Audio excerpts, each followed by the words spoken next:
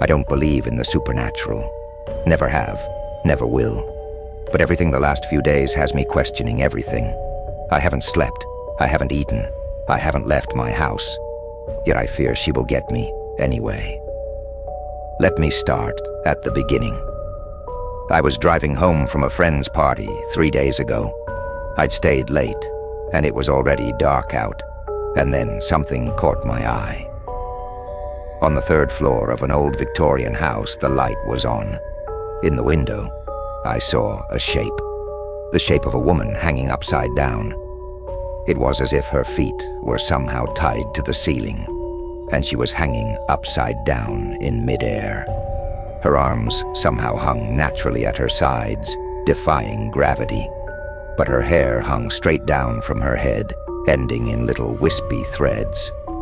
No detail, just a silhouette. As soon as I recognized it, I was already past the house, so I turned around and drove past it again. This time I only saw some rumpled curtains with tassels and a lamp in the window, which maybe if you squinted real hard could look like a woman hanging upside down. I shook my head and kept driving home. I'd had a lot of pareidolia jump scares like this. Pareidolia is our brain's tendency to see faces and shapes in randomness, like how we see clouds that look like animals or knots of wood that look like faces. Sometimes, I think I have an overactive sense of pareidolia. For example, years ago, when I got bangs cut for the first time, I started seeing shadow people.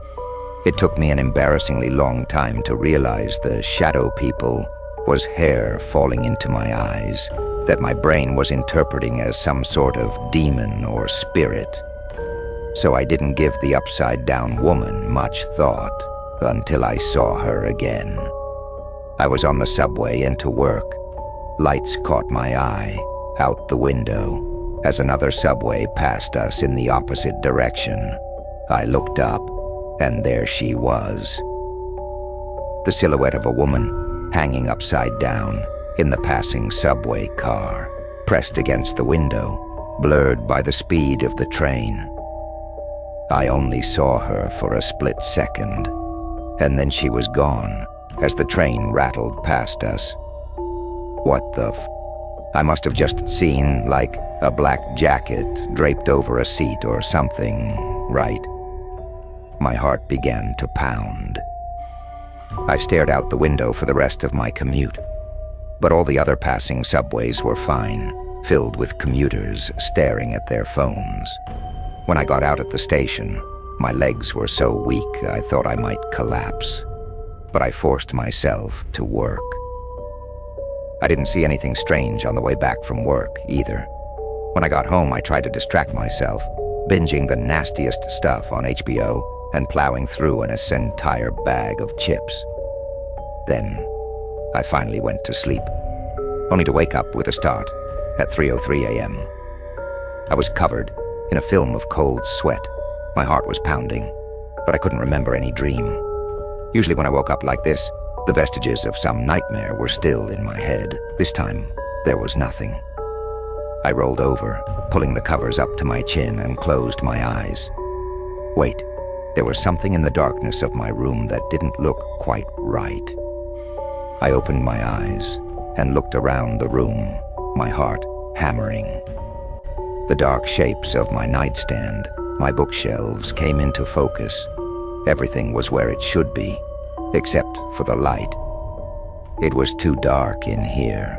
I rolled back over towards my window and realized that the usual annoying light from the street lamp below was not shining through the curtains.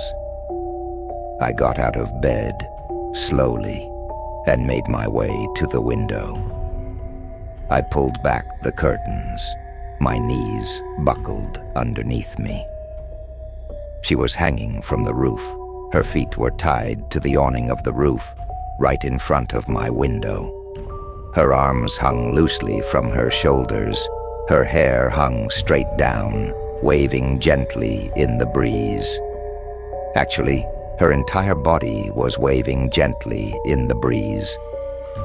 I grabbed the curtains and pulled them shut. I ran over to the light.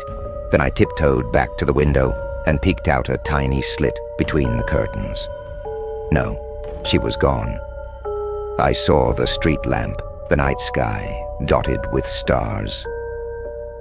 The next morning, I tried to tell myself it was a dream. I'd had a few weird moments in my life, in the twilight between dreaming and wake. Sleep is a weird, hallucinogenic continuum, and who was to say I hadn't imagined the woman out my window? Deep down, I knew that wasn't true, but it was a pretty little lie. I made my way to work, shaken. I didn't look up at passing subway cars. I drank about 3 cups of coffee. Jeff, ever the charmer, told me I looked super tired, and Tina asked me if I was sick. I didn't tell them what happened. They wouldn't believe me. When I got home, I started searching online for what I'd seen. I found myself scouring urban legend forums and even old posts here on No Sleep, the kinds of places I only visited briefly when I saw the shadow people or when I was looking for a laugh. Now, I wasn't laughing. I was desperately searching for an answer to whatever this was. And then, finally, I found it. Someone claimed their friend had seen the upside-down woman and had died 4 days later. Stay away from windows, they warned. It can only manifest in windows.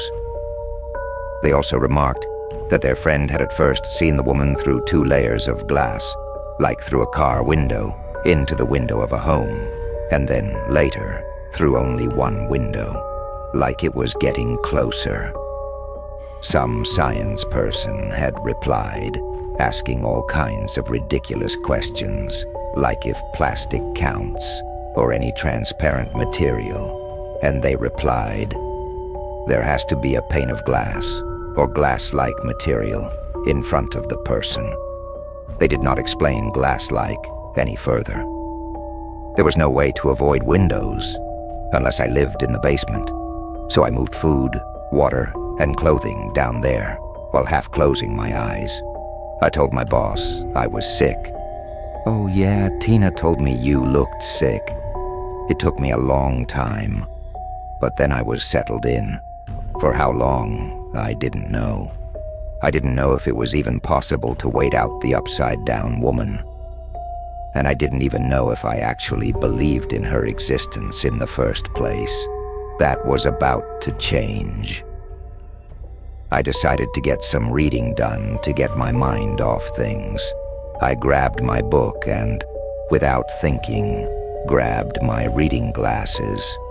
As soon as I put them on, I screamed. She was hanging from the basement ceiling, hanging in the corner, a void of darkness, hair nearly trailing to the floor.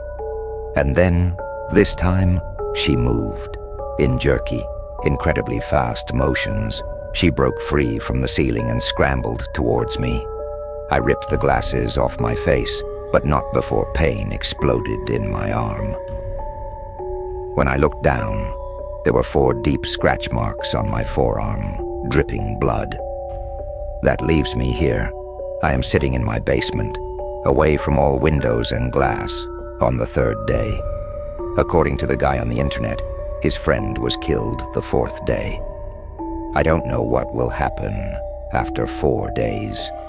If that means I've waited her out, and she'll move on to another target, or if she'll kill me anyway, glass or not. If you don't hear from me in 24 hours, assume the worst.